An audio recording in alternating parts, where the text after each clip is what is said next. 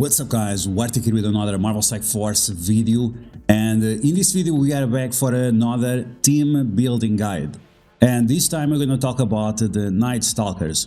Now, we have not done a lot of these videos recently because Scopely is reworking these teams all the time, and sometimes the information you have in 1 week, the week after is not credible anymore, so I've been waiting a little bit longer to post these videos, but you guys let me know if you guys prefer them as early as possible and then some corrections, or if just wait for the team to be fully out so we can do full testing and so on. Okay, so in this video we're going to take a look at the NIGHTSTALKERS, and we're going to talk about the best T4s for them, the best isolate, the best team position, the best game modes for them, and also characters that you can pair up together with them to make them more viable in game modes like Cosmic Crucible, Alliance Wars, and so on. So if you like the information on these videos, make sure you share it with your friends on Facebook and Discord. If you're new to my channel, make sure to subscribe for more Marvel Strike Force content, and make sure you smash that like button like a boss. Okay, so the NIGHTSTALKERS team, they were designed for raids, but because the Mystic raids were so difficult, the NIGHTSTALKERS became a very good team. And they are good beyond the raids. You can use them successfully in Alliance Wars, you can use them successfully in Cosmic Crucible, so this is definitely a team that you're gonna get a lot of value investing in them. So let's start talking about their T4s and which ones you can skip, because there are a few that you can skip. So we're gonna take a look at MSF.gg, and I'm gonna put my infographic here. My infographics, usually you can find them on my Discord, link will be in the description, but this is just for reference, and that's it. So if you want to see the full infographic, you can see it on my Discord, it's available for free at this point. So let's take a look at Blade and his T4s. Now, before we start, Blade has 4 awakened abilities, and those awakened abilities are decent. Let's say that they are pretty decent, and some of them are better than others. So if you don't want to get his awakened abilities, you can save some T4s as well, but if you want to get all the awakened abilities, well, you have to do all the T4s. Okay, so now in terms of the basic repeat the attack once. This basic is going to be a good T4 if you have Blade as a striker. If you don't have Blade as a striker, this is definitely something you can skip. If you get the awakened ability, you're gonna get 20% more crit damage, and this is only useful if you have Blade as a raider. So it's a little bit of a contradiction, because you get the repeat attack with the striker isolate, but you get more damage if you use him as a raider. So it's up to you to decide. There are specific scenarios where raider is better than striker, we'll talk about that in a second. But yeah, this is a T4 that for most people you can skip. In terms of the special is going to apply slow to all secondary targets apart from the primary target and deal more piercing damage. Because this T4 does not do bleeds or anything like that, this is not like a must-have T4 unless you need the Blade to apply slow to your enemies. Many times you don't need this slow because this is a second turn ability, and Blade can be paired up with a lot of characters that already apply slow, so this T4 is definitely skippable. In terms of awakened abilities, it's going to clear all negative effects from Blade, which is nice, and is also going to clear 1 negative effect from all allies, even outside of his own team. So I mean, it's a okay-ish awakened ability, but definitely not super important. So the T4 and the special you could also skip, depending on if you are playing with a full team or not, or if you have a team that already applies slow, so keep that in mind. Then we have the ultimate for Blade, and this one in my opinion is must-have T4 and must-have awakened ability, because you are stealing additional health from the enemies, you are also doing more piercing damage, and when you get the awakened ability, you are going to apply blind to the primary target and the second target. So this is going to be up to 6 targets with blind for 2 turns, which is a big deal. Moving on, we have the passive, and when you do the passive with this character, on successful attack with this character, clear defense up and apply defense down to each of the targets. So Blade is going to be spamming defense down to all kinds of enemies, And overall, that's a good thing, right? Because he goes faster, because he usually goes first on his own team, and on other teams he's going like second or third. So this defense down is definitely going to be useful when you are attacking your enemies.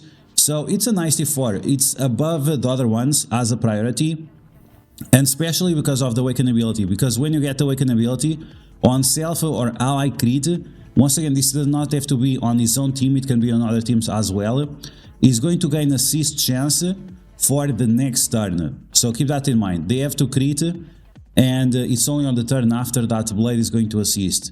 And it's going to provide extra crit for self and all allies. So once again, another benefit for you to play with this character on his own team or on other teams.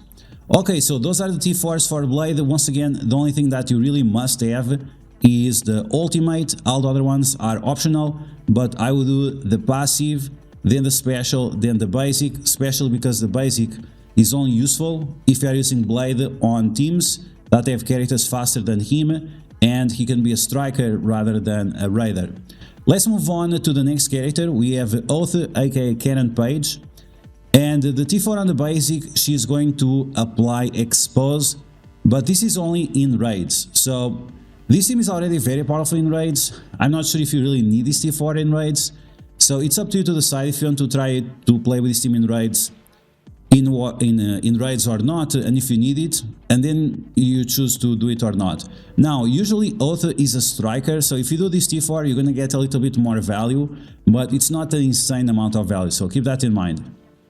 With the special, she's going to apply ability block for 2 turns rather than just 1 turn, and she's going to apply heal block not only to the primary target, but adjacent targets as well. Heal block is very important, and especially on this team because you want to out-damage the enemies as fast as possible and make sure that they don't heal up. So having all this extra heal block is definitely going to be very important.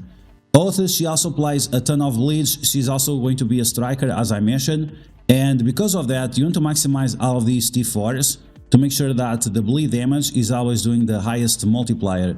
So the level of the ability is going to reflect the level of the bleed damage. So we are getting multiple extra benefits for doing the T4 on the special. Moving on to the ultimate. In raids, this ability is going to apply extra bleeds, apply trauma to the primary target, and apply trauma to all other targets as well, plus additional bleeds. So once again, we have a scenario, we have a ton of bleeds, so you want to maximize that because of the bleed damage. And then we also have the trauma in raids. This team was just released, so it should last for this raid cycle and the next raid cycle as well. So at least for 1 year they are going to be valid. So I think this T4 on the ultimate will be fine, especially because the damage output is so high. Then we have the passive. On the passive, we are going to get 5% speed bar on offense. This is going to be the same effect as Cable and Kang, and that's going to be a huge deal. Teams that are usually not so fast, when you put Oath together with them, the team becomes much faster, and this is a little amount, but sometimes it's just all you need in order for you to win. So this is definitely a very important T4. And then she's also going to do more piercing damage with her attack out of turn. So this is also very useful. It's like a Kestrel, and everyone loves Kestrel, right? So this is definitely something that you should do as well. Now, in terms of priority, I would do the ultimate first, then I will do the passive, then I'll do the special, and finally the basic. Once again, special because she's going to be a striker. Okay, now we're going to talk about ManThing, and ManThing on this basic, he does more damage to the primary target. He applies bleeds, but this is not really necessary. You rarely use his basic, so I definitely skip this one. Then we have the special, and this special is, wow, this special is amazing. People don't even know how good this special is. So if any target is slow, ManThing is going to apply stun to those targets, all of them. So he attacks up to 6 targets, so he can apply stun to 6 targets as well, which is absolutely massive and very underrated. I think actually no one noticed that this ability was this powerful. So this is definitely a T4 that you should do right away for ManThing.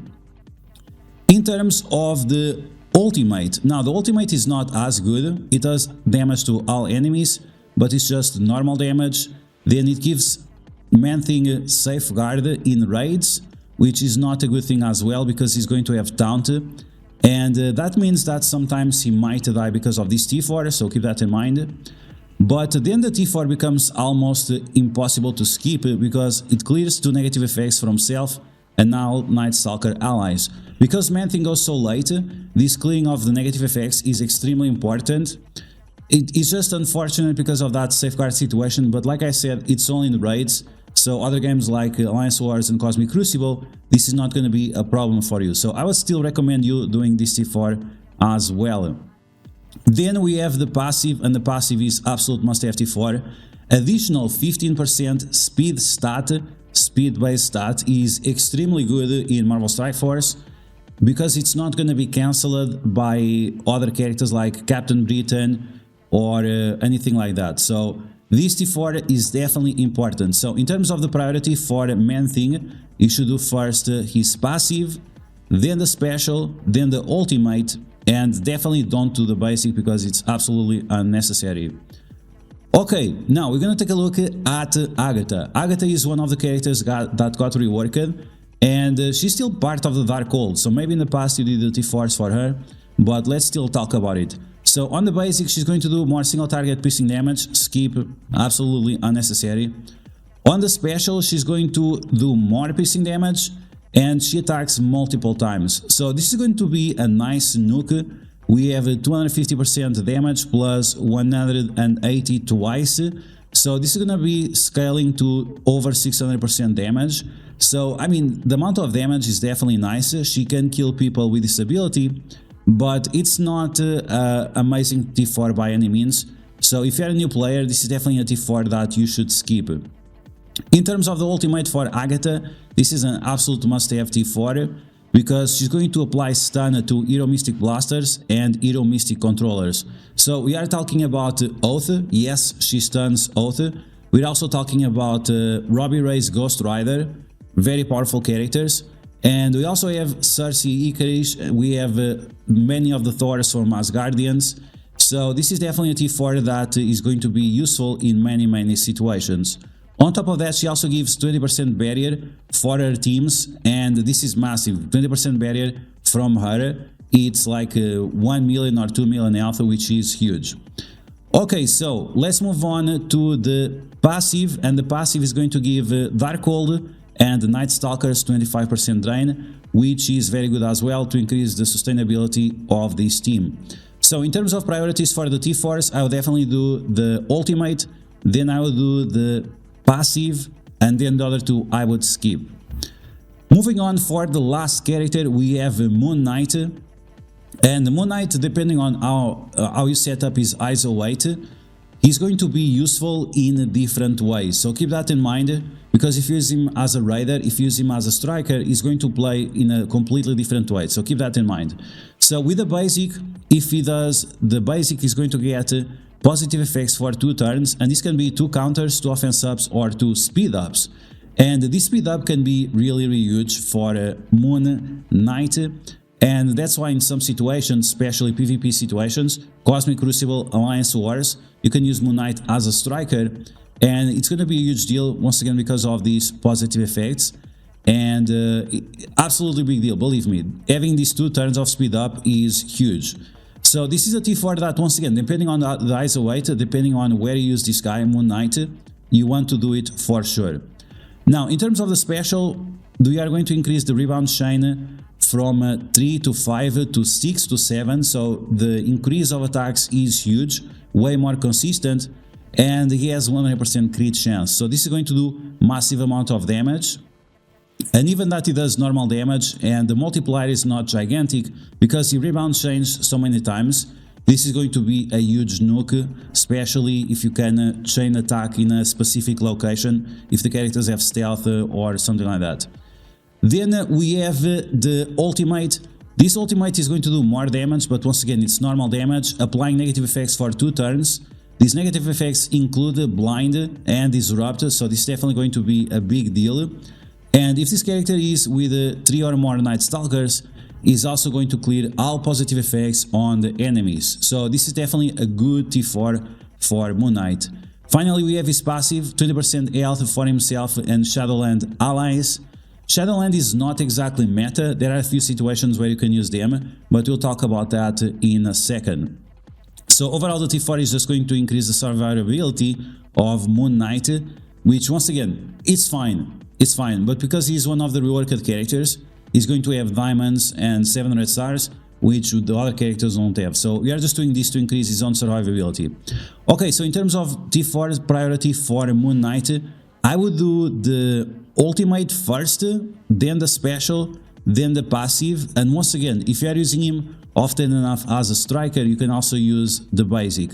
But once again, you want to use him as a striker in Alliance Wars, Cosmic Crucible, any kind of PvP situation. Okay, let's go back to the game and let's talk about the ISO weight, and we can also talk about the team position as well. Okay, so in terms of ISO weight, for Agata, you want to use her as a raider. In the past, we were using her as a skirmisher, and skirmisher was fine, but the problem with the skirmisher right now is that it's not necessary. So why would you use something that is not necessary? In terms of the other ISO weights, it's also not a priority, so I would just do her as a raider. And if you pair it up with Doctor Strange Supreme, she's also going to get more crit damage and crit chance, so this is definitely very welcome. And once again, because Blade on his Awakened passive gives additional crit chance, that's going to increase even more the damage output of Agata. So once again, Raider should be your main option. Then we have Moon Knight, like I said, in Alliance Wars, in Cosmic Crucible, because he goes late. It's going to be nice for you to have him as a striker, because he's going to take advantage of the vulnerabilities, and then he's going to buff himself with offense up, or counters, or speed up, and the second attack is going to be much more powerful. Whether it is the special, whether it is the ultimate, both of them are going to be devastating after you have those positive effects. So once again, striker in PvP situations, and when you are controlling the character, and you want to use him as a raider when you are using him in raids, Dark Dimension, and also when the NPC is controlling the character. So for example, if you have him on defense. Moving on to the next character, we have Oath, and for Oath, like I said, she applies a ton of bleeds. She's definitely going to be a striker, especially because she applies the expose on her basic in raids. Other negative effects like ability block and so on. Sometimes you could use her as a skirmisher if you're really punching up, but I would not recommend this, because Agata on her passive gives additional focus to the team. So only in very few rare situations you are really going to need a boost in focus for this team. So once again, 99% of the times you use Oath as a striker, and very few rare times you can use her as a skirmisher. In terms of Blade, as we said before, most of the time you want to use him as a raider. He goes first in his supply vulnerabilities, but you can use him as a striker once again if you are using him outside of his own team. So for example, if you use Blade together with Sinister Six, and this is something that you'll start seeing in the very near future because of the synergies that they have. Once again, we'll see this in the future, so make sure you stay tuned to the channel. Finally, we have the ManThing. I would use him as a raider. There are a few times where he can be used as a skirmisher, because you really want to make sure that you are applying these stuns. These stuns are a huge deal, and he needs a little bit of help with the focus. Especially if he's the weakest character on the team, you can see that the focus for him is very, very low compared to other characters. And yeah, unfortunately, that's not a good thing, right? So the focus is kind of low, and he definitely needs help applying these negative effects. But overall, this is going to be the best ISO weight for them. And once again, you can see from reference on my infographic and which characters you can take for ISO weight purple without any concern of making mistakes. Now, for ManThing, you could also use him as a fortifier for the barrier and also for the additional drain if you want to increase his survivability. So that's another option as well, and you can see that on my infographic as well. And beyond that, it's pretty safe. Like, most of the options are pretty safe. Once again, you can check all of them in my infographic. And like I said, it depends if you're using them on PvP situations, or if you have control over the character, or if you have them on defense, or depending on the game mode. Okay, so let's close this. I think we are done on this. Let's take a look at the infographic for this team, and we're also going to take a look at the position of the team. So the position of the team, you need to have them exactly like this. There is very little variation that you can do, and I will explain why. So because Blade gives drain and because Agata also gives drain, you need, it's not you want, it's you need to have them in the corner and in the other corner, because how Marvel Strike Force works. They have to load the characters in a specific way. So first they load the middle, then the middle left, then the middle right, then the far right, and then the far left. So unfortunately there is this bug: if you don't have the characters in the corner, they will not give drain to the entire team. So keep that in mind. It's extremely important that you have this position. The only characters that you can switch around is Moon Knight and Oath. And ManThing. These three characters in the center, you can switch them around whichever way you want, but Blade and Agata, you should not switch them. Now, in terms of best game modes for them, and I'm gonna switch this Avengers Tower to Battle World soon, because Avengers Tower just does not show up often enough. But these guys in Blitz, they are very, very strong. They are actually way better than I expected them for to be in Blitz, because of how much synergies we can create with them included on other teams. So because of that, you can make 3 teams out of these 5 characters, and that's very good, right? That's gonna make our teams way more consistent in Blitz, and that's something that we definitely want. In Arena, these characters are not very good. Oath maybe could be useful in the future, but not right now. In raids, they are made for raids, so of course they are going to be must-have. Moon Knight is not super good in raids, so if you could use instead Odin or Mephisto, it would be preferable. It's definitely the character that you want to replace on the team. In Dark Dimension, overall these characters are decent.